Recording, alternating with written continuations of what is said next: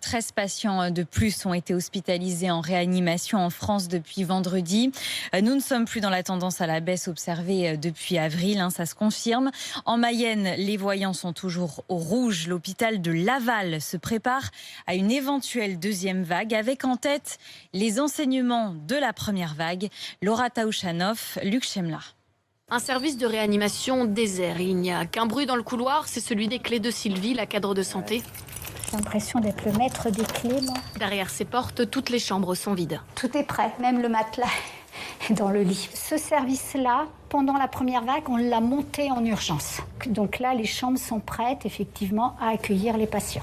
Malgré un nombre de contaminations élevé dans le département, peu de patients arrivent en soins intensifs, mais les soignants restent en alerte. On a un planning qui est pas un planning d'été quand même. On sait que c'est pas fini. Pour l'instant, c'est contrôlé. On reste vigilant, motivé. On a un flux, mais qui ne ressemble pas à la première vague. Contrairement au mois de mars, les masques sont désormais obligatoires. Voilà qui rassure Sylvie et son équipe. Pour nous, c'est aussi une garantie de pouvoir assumer nos missions sans être débordés par la situation. Du personnel reposé et mieux protégé en cas de deuxième vague.